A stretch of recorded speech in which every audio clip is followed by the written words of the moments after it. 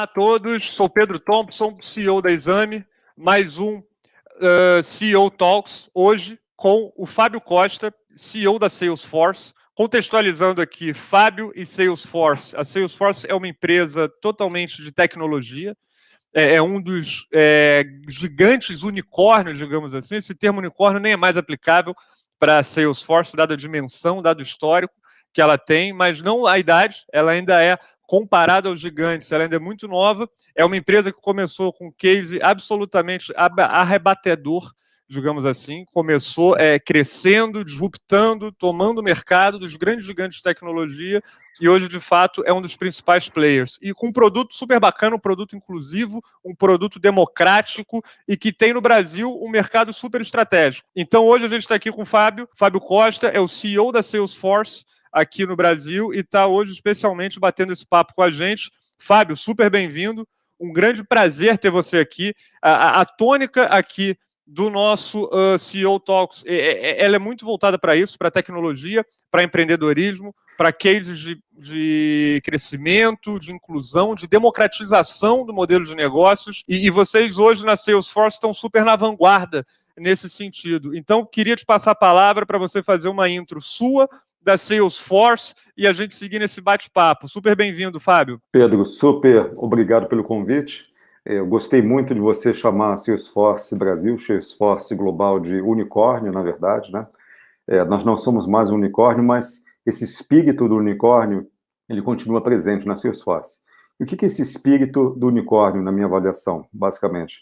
É inovação, é sempre buscar uma forma de atender melhor, não só os nossos clientes, mas também de fazer uma diferença, e essa é uma pauta muito importante hoje no mundo empresarial, fazer uma diferença na comunidade em que a gente está inserido. Então, muito obrigado pelo convite, eu espero que a gente possa aqui ajudar os nossos ouvintes a entender um pouquinho mais, não só da Salesforce, mas de CRM em geral, sobre transformação digital e sobre tudo que está acontecendo hoje baseado em empresas de tecnologia como a Salesforce. Bacana. Contextualizando um pouco da Salesforce, se você puder passar só um panorama rápido para quem está nos assistindo, como a Salesforce começou, o modelo de negócio dela, o que ela faz hoje em relação à gestão de CRM, gestão de leads, otimização de força de vendas, digamos assim, só para você dar uma pitada para quem está nos assistindo agora. Não, perfeito, Pedro. A Salesforce surgiu há 20 anos atrás, uma empresa que nasceu num apartamento, na verdade, em São Francisco, com o Mark Benioff.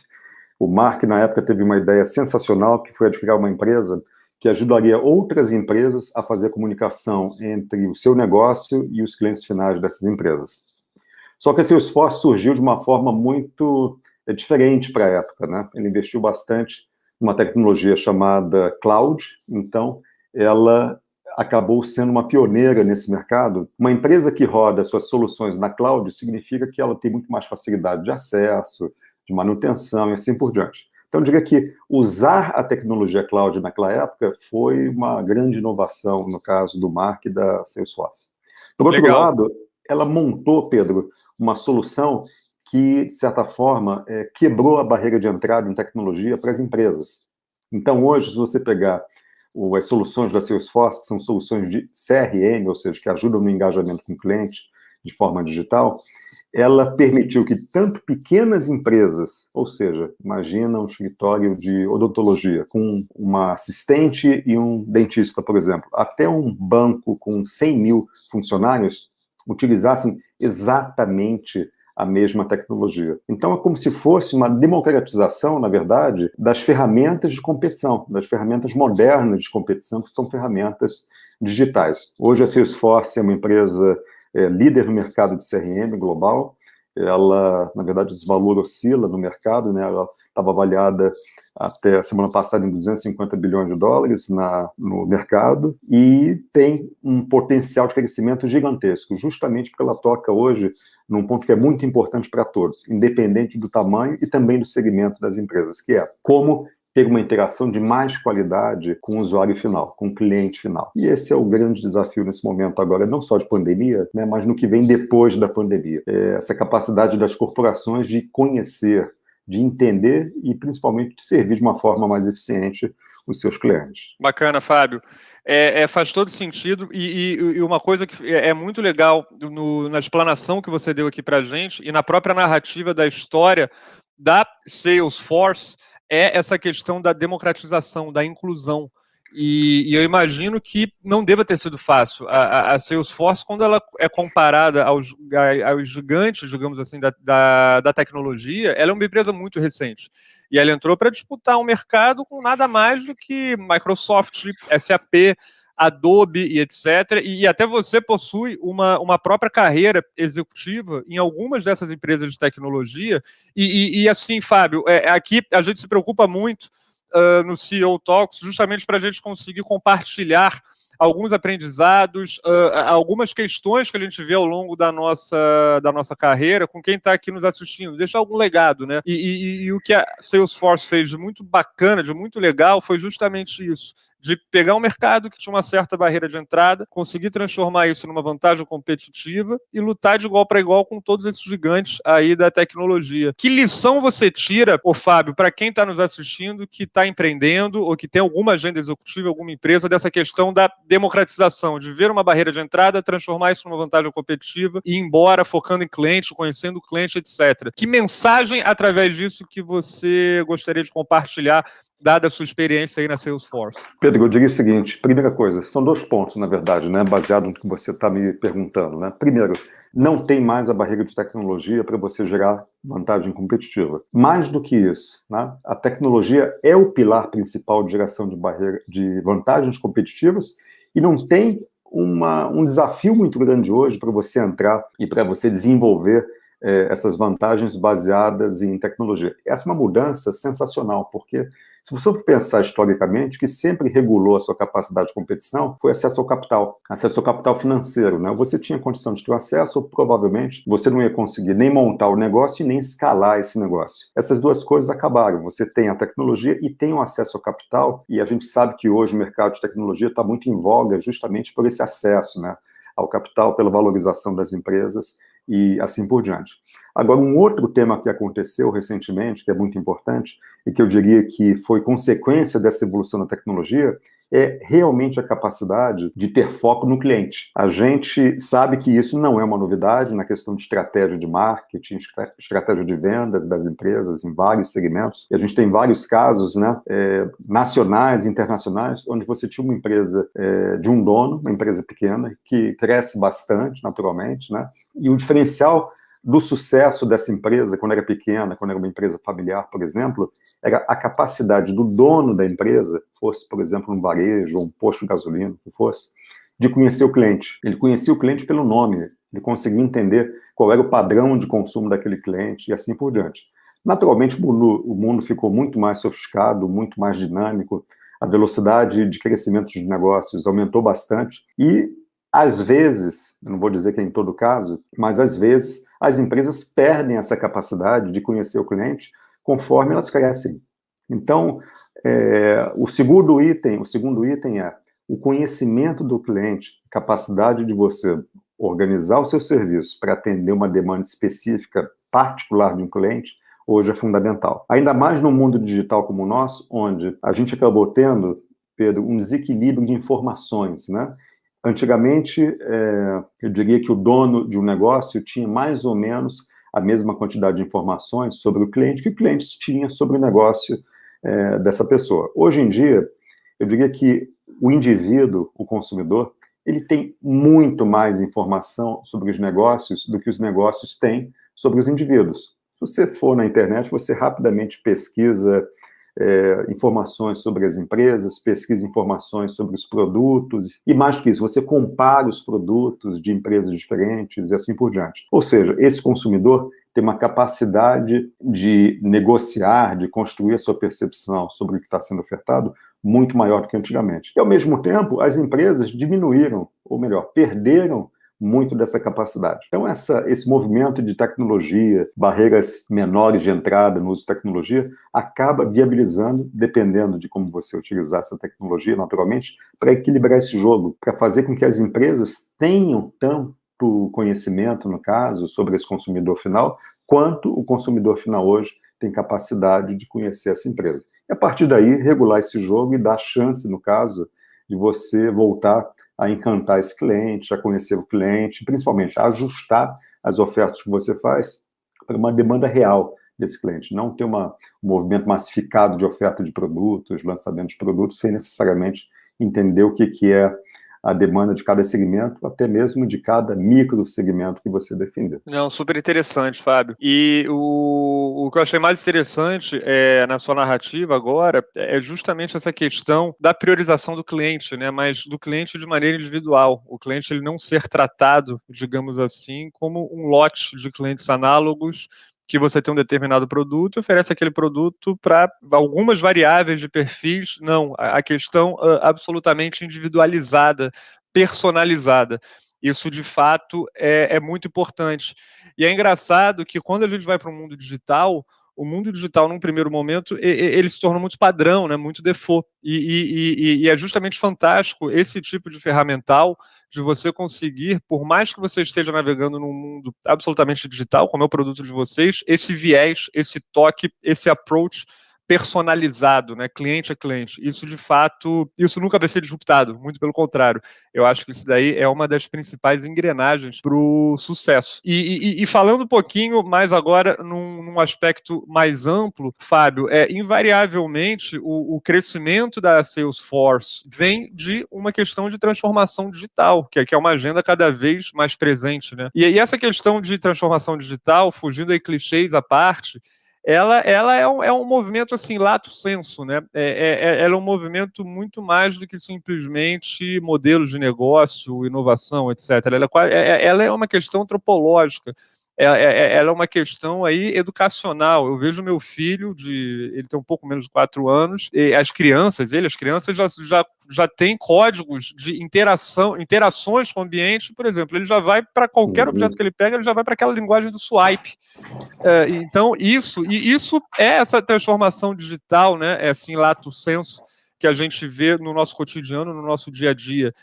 Como você, e principalmente você e Salesforce, enxergam esse movimento de transformação digital, principalmente para quem está nos assistindo aí, que tem algum modelo de negócio ainda de pequena, média empresa e etc. É acessível? Como começar? Quando começar? Como fazer, etc. Pedro, eu diria o seguinte, primeira coisa é não ter medo, né? E você tocou num aspecto muito importante, porque o desafio dessa transformação, eu diria que na maioria absoluta dos casos, é o fator humano. Você colocou que é uma questão antropológica, quase, né, a transformação digital, e eu acho que é por aí mesmo, porque a tecnologia, ela, ao longo dos últimos 20, 30 anos, ela se simplificou muito, ela ficou muito mais acessível. Tanto é que o seu filho hoje, ele rapidamente consegue se adaptar a uma linguagem nova de comunicação usando um dispositivo digital, né? Ele cria hábitos, ele cria formas de pensar diferentes e assim por diante. Agora, com essa simplificação da tecnologia, o que a gente vê é que a diferença entre ter sucesso e não ter sucesso é como é que você traz essa tecnologia para dentro da sua cultura organizacional. Eu sei que isso é muito falado, mas eu vejo pouca ação consistente na direção de viabilizar, no caso, essa absorção da organização, da cultura de uma nova tecnologia. Por quê? Porque, primeiro, naturalmente, a gente dá muita importância àquilo que a gente está adquirindo, né? Ou seja, o novo software, o novo hardware, talvez até os processos, as consultorias e assim por diante. Mas, no final do processo, o grande agente de transformação é a pessoa que já existe, ela já está na organização, né? Se essa pessoa não tiver a vontade com essa nova forma de trabalhar, não estiver à vontade com a tecnologia que está vindo, principalmente se ela não enxergar o valor da mudança na forma de trabalhar que está sendo trazida por essa tecnologia, possivelmente você vai ter um desafio enorme de tirar o benefício que é esperado desse processo. Então, eu diria que a gente tem um desafio enorme de não só interno nas empresas, mas externos também, de educação. E você também tocou no tema, né, de educação. Você falou de antropologia, cultura e educação. E educação seria um dos temas mais importantes, porque nós temos que quebrar aquela questão de que a educação, eu acho que a gente já está nesse caminho, ela é algo estanque, isolado da evolução profissional, pessoal de um indivíduo, ou que ela pertence a determinado período da vida, ou a determinados momentos de transição e assim por diante. Eu acho que é falso. Primeiro, ela tem que fazer parte parte do dia a dia, ela tem que fazer parte do fluxo natural de vida das pessoas hoje em dia, em função até das mudanças que a gente vai ter, que vão ser muito maiores do que essas que a gente já está vendo até o momento. E depois, porque ela traz a sensação de pertencimento a esse movimento de transformação. Então, se a pessoa vê que ela é parte, ela não é um refém, ela não é uma vítima, no caso, do que está acontecendo, mas sim um agente de transformação também, tudo fica muito mais fácil. Então, minha recomendação hoje, para quem está nesse processo, eu acho que pouquíssimas empresas ou indivíduos, né, sejam profissionais liberais ou funcionários, não vão estar envolvidos num processo como esse, é o de que o principal agente somos nós, indivíduos, pessoas. E número 2, é viável o acesso com prazer, o acesso com conforto nesse novo mundo digital e na transformação para esse mundo digital também. Lógico que tem um papel também das empresas em viabilizar essa educação, viabilizar essa inclusão digital e também do setor público, naturalmente, né, do setor privado, de modo geral. Garantir que a gente tem condição de preparar essas pessoas para diminuir as barreiras que elas possam ter nessa transição para uma vida mais digital. Eu acredito também, só para complementar, que essa vida digital, em hipótese alguma, substitui nosso mundo real. Só para deixar bem claro, eu acredito que assim que tiver vacina, a gente estava falando aqui agora há pouco sobre vacinação, quando tiver vacina, vai ter muita gente com muita saudade de ir para o aeroporto, de ir para o escritório, de pegar um engarrafamento todo dia. Isso faz parte da nossa dinâmica de colaboração, faz parte do ser humano, né? De interagir, de crescer nessas interfaces humanas, né? Não, interessante, Fábio, e eu concordo com você que, na verdade, essa questão de inclusão digital, né, de transformação digital, na verdade, é uma série de know-how, é uma série de conhecimentos específicos que o grande fio condutor para essa jornada, essa avenida, ela ser preenchida, sem dúvida alguma, educação. Esse é o início de tudo. Eu concordo em absoluto com o que você falou, Fábio. E dando sequência a esse tópico, hoje a agenda de transformação digital, ela foi disruptada quase que também por um darwinismo, né?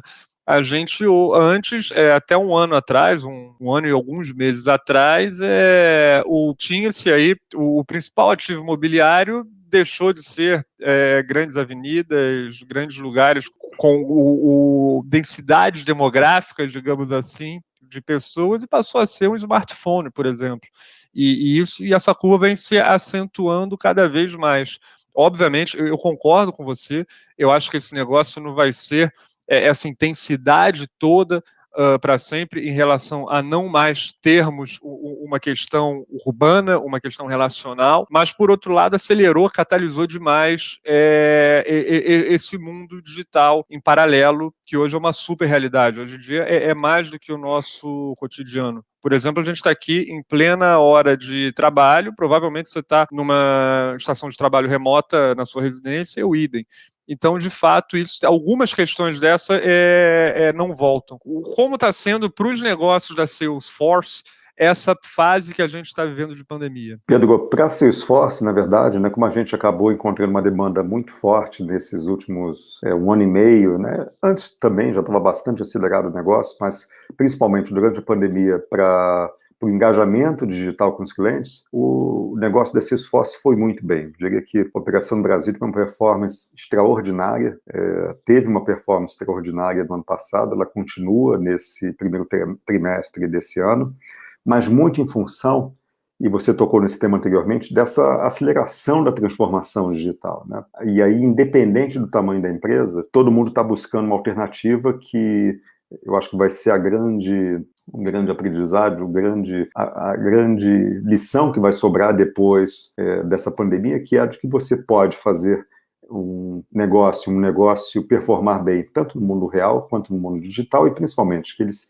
uma vez complementares, podem trazer modelos de negócio novos que realmente viabilizam o crescimento dessas empresas, independente do tamanho delas. Por outro lado, também, o que a gente vê é que tem uma exaustão, na verdade, né, desse modelo que hoje tem que ser 100% digital na maioria dos casos, né, das empresas, dos negócios, e o que a gente aprendeu na Salesforce foi de que você tem que conseguir regular internamente, você tem que ter políticas muito claras para você conseguir garantir o bem-estar de quem você tem trabalhando com você, né?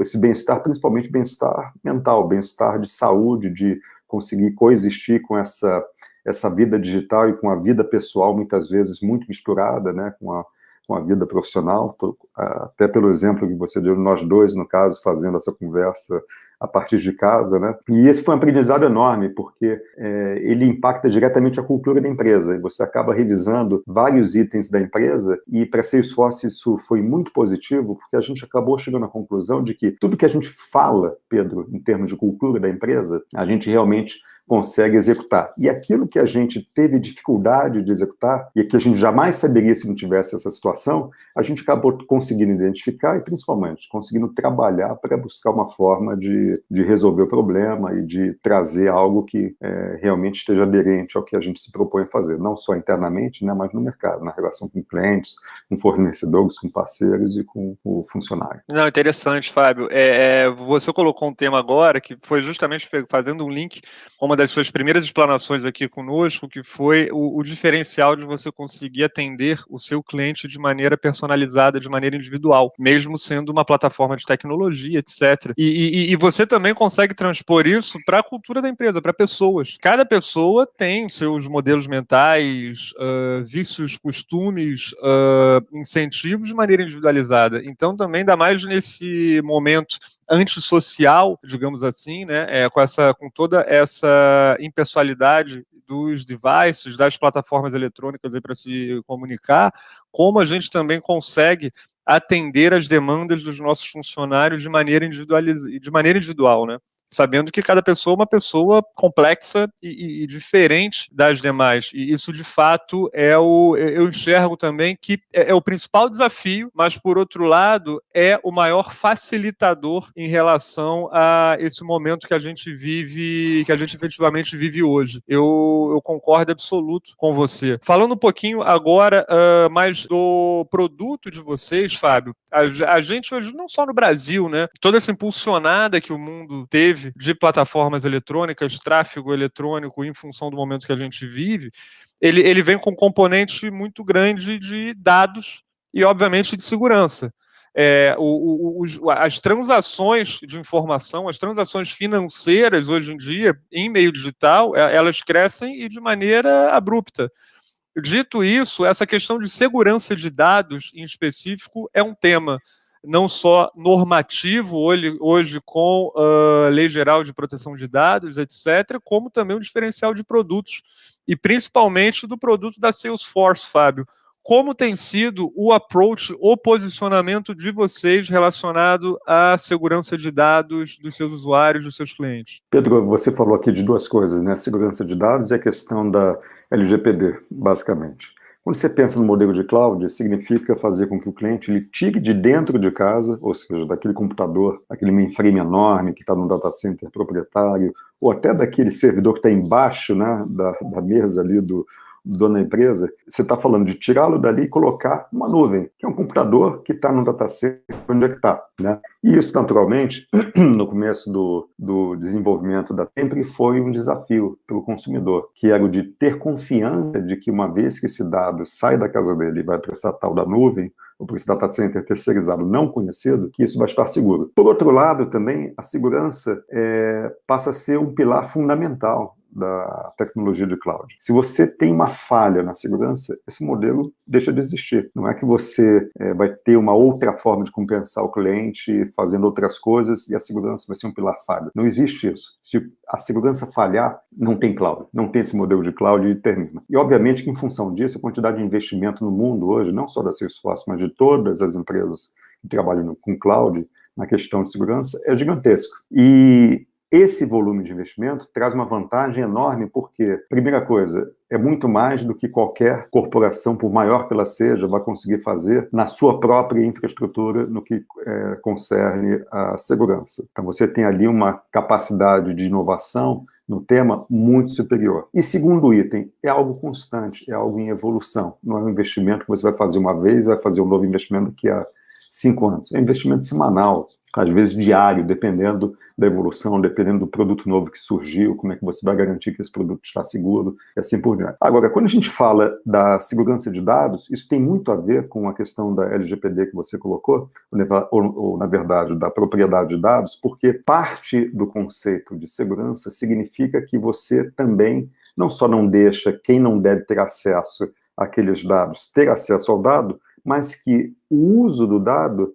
só é feito de acordo com aquilo que permitiu o dono do dado. E esse é um conceito muito novo, né, muito moderno, onde o dono da informação é o usuário final, é o cliente que está na ponta, né, e a princípio não tem nenhum contrato com você necessariamente, mas que tem que ter o direito, no caso, em relação à disponibilidade e uso das informações dele. Então, esses dois itens, no caso, segurança e proteção de dados, ou uso de dados, são parte da fundação desse modelo de negócios global e que está acelerando muito a transformação digital. Então, eu diria que transformação digital não existiria, Pedro, se não tivesse segurança e não tivesse autonomia para o dono de dados para tomar decisão em relação a como é que ele quer ser enxergado, como é que ele quer que as suas informações sejam utilizadas. Não, interessante, Fábio, interessante. E, sem dúvida alguma, essa questão de segurança, ela acaba sendo um tema mandatório, principalmente para o modelo de negócios de vocês, e também tem, de certa forma, tem um outro tema ligado à segurança, e esse, até nós aqui da Exame, nós temos muita responsabilidade com isso, que é uma questão de não diria de fake news, tá? Mas uma questão que hoje a gente vive num mundo que, como você colocou, hoje tem muito mais conteúdo disponível do que efetivamente capacidade cognitiva de toda a população em absorver esse conteúdo, e isso muito em função desse mar aberto aí, que é o ambiente online. Tá? De certa forma, eu vejo que a Salesforce, vocês têm um posicionamento muito claro em relação à questão da proteção de dados, privacidade de dados, controles, rigidez em preservar os clientes de vocês, etc. Mas, Fábio, olhando num prisma um pouco mais amplo em relação a essa parte de conteúdo, de fake news, de fontes duvidosas que viralizam, etc., como você, de certa forma, também sendo um grande líder de uma grande empresa de tecnologia e que navega nesse mar aberto aí online totalmente, como você enxerga isso hoje em dia? Esse foi o meu maior desafio por algum tempo, na verdade, né, Pedro? Eu trabalhei a vida inteira na indústria de tecnologia, só saí da indústria de tecnologia por 3 anos para trabalhar justamente na indústria de mídia, né? E voltei para a indústria de tecnologia. No caso, foi no Estadão, né?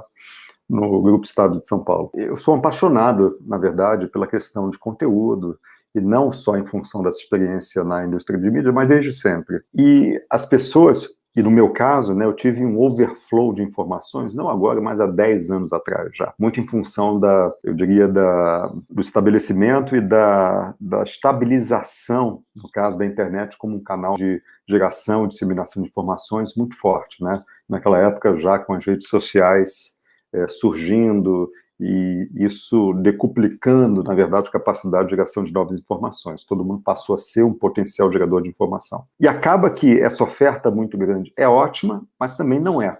Eu não estou nem entrando no mérito, na verdade, da qualidade da informação, mas sim na quantidade de informação. E o que interessa para você? O que te interessa? O que é importante para você, para o seu negócio, para o seu desenvolvimento pessoal, para a sua família? E essa passou a ser a grande questão, sem levar em consideração a qualidade da informação ainda. Eu estou falando, na verdade, de como é que você vai editar, como é que você vai fazer a curadoria daquelas informações que são relevantes e daquelas que não são relevantes. E a solução óbvia, né, foi voltar, naturalmente, para quem tem competência para fazer essa curadoria, que são as grandes marcas, entre elas, sem dúvida alguma, a Exame, a qual me acompanha sempre, na verdade, como uma fonte super confiável de informações em todos os aspectos, em desenvolvimento de carreira, em análise de segmentos, política, economia e assim por diante. Não só Exame, mas outras também aqui no Brasil. Então, eu diria que hoje a gente é muito feliz de ter alternativas de marcas fortes que, apesar de todo o desafio da transformação digital para essas empresas nos últimos 20 anos, empresas de mídia, elas conseguiram fazer a transformação, sobreviver e hoje continuam fazendo um papel extremamente importante né, de garantir a qualidade da informação e a curadoria dessas informações, principalmente no momento em que a gente vive, né, onde, obviamente, que a qualidade da informação pode levar não só as empresas, os indivíduos, mas um país inteiro para situações não interessantes do ponto de vista de saúde, do ponto de vista de desenvolvimento econômico e social. Sem dúvida, sem dúvida. E, assim, isso reforça ainda mais, né, Fábio? Todos nós, e eu incluo nós aqui, eu, você, etc., que acaba que, por mais que a gente tenha uma função empresarial, executiva, também somos produtores de conteúdo. Seja conteúdo aberto, seja conteúdo que passamos para nossos grupos, etc. Então, de fato, essa responsabilidade é muito grande. Isso, de maneira alguma, pode ser subavaliado, muito pelo contrário. E a gente tem que estar sempre ciente dessa responsabilidade e dos impactos que isso pode ter. Concordo em absoluto com o que você colocou agora, Fábio. Fábio, já na reta final do nosso bate-papo, e por sinal, bate-papo fantástico, eu queria que você passasse uma mensagem aqui para a nossa audiência. A gente falou, a gente é muito engajado com o mundo de negócios, com o mundo de empreendedorismo, de tecnologia, tá? De certa forma, de inspirar aí as pessoas, seja do ponto de vista carreira, seja do ponto de vista aí de empreendimentos, tomada de decisões, etc. E a gente sempre tenta colocar isso aqui nas nossas conversas, nos conteúdos que a gente cura e etc. Dito isso, Fábio, e você tem uma trajetória super marcante como um executivo de tecnologia e também num grande grupo de tecnologia, que lição aqui, que mensagem você gostaria de deixar, dado todo esse contexto que a gente vive hoje de disrupção tecnológica, de uma não barreira de entrada para a maioria dos negócios, etc. Mas, por outro lado, a gente sabe que a educação tradicional ainda tem gaps para aonde o mundo está caminhando e etc. Assim, mais no lato sensu, tá, Fábio? Que mensagem você gostaria de deixar e vai deixar aqui para quem está nos assistindo? Pedro, eu acho que a gente está vivendo um momento super especial no Brasil, no mundo, em termos de transformação, né, com alguns desafios, naturalmente, que a gente está vendo agora com essa pandemia, mas, né, nunca foi tão fácil empreender. E aí a gente tem que desmistificar a questão de empreender, porque não necessariamente significa você montar uma empresa sua, buscar capital, crescer, fazer um IPO, etc. Você pode empreender em qualquer lugar, né, inclusive na empresa em que você está trabalhando hoje. E o que fez a diferença foi justamente o acesso a essa tecnologia. Antigamente, a gente via que para você ter esse acesso, como a gente comentou mais cedo, né, era bastante mais difícil, ou do ponto de vista de acesso a capital, do ponto de vista de acesso a conhecimento, as duas barreiras caíram. Então, recomendações ou aprendizados da minha parte: primeiro, você nunca está velho para entender uma nova linguagem. Que linguagem? Linguagem de comunicação com o seu cliente e também, eu vou falar, linguagem de programação, por que não? Linguagem vinculada à tecnologia, à utilização de softwares, porque se você tem essa capacidade de entender o que está acontecendo, de até, se for o caso, né, já que a tecnologia está muito mais simples, também acessível, de trabalhar com ela, não, sem ser uma pessoa de tecnologia da informação mesmo, isso é a mágica do momento, é poder fazer isso sem ser de TI, na verdade, você tem um mundo muito maior em termos de possibilidades, em termos de descobertas, em termos de inovação, inovações para você como negócio seu, inovações dentro do negócio em que você está inserido como funcionário, e assim por diante. Então, a mensagem a tecnologia está super acessível. Empreender hoje nunca foi tão fácil, obviamente em função do uso de tecnologia. E o aprendizado dessa tecnologia também está muito fácil. Então, gente, é como se fosse, você tem um desafio de aprender um idioma, um segundo, terceiro idioma, vai aprender o inglês, vai aprender o espanhol, o francês, o que for, aprende uma linguagem, duas linguagens, uma tecnologia, vai ter o mesmo efeito que esses outros aprendizados vão trazer para a tua vida, talvez vão te facilitar muito nessa nova jornada de empreendedor que você pode ter nesse novo mundo que a gente está construindo. Excelente, Fábio. Concordo integralmente, inclusive, boa parte aí da nossa proposta de valor, enquanto produtor de conteúdo aqui na Exame, tem a ver com essa mensagem, com esse legado aí que você deixa para quem está nos assistindo. Fábio, super obrigado. Queria agradecer a todos também aqui, em nome de mais um CEO Talks da Exame, conversa com o Fábio Costa, executivo de tecnologia, CEO e líder da Salesforce hoje aqui no Brasil. Conversamos sobre tecnologia, empreendedorismo, educação, acessibilidade e etc. Papo maravilhoso. Pedro, super obrigado pelo convite. Acho que temos um belo futuro pela frente, com vários desafios. Nós continuo acreditando que a gente tem ótimas coisas para fazer aqui nesse país. E contem conosco. E, pessoal, cuidem-se. A gente está quase lá, está quase no finalzinho. Daqui a pouco a gente volta para a nossa vida normal, mais digitalizada. Super obrigado, Fábio. Fecho aqui o nosso CEO Talks de hoje e até uma próxima. Tchau, tchau.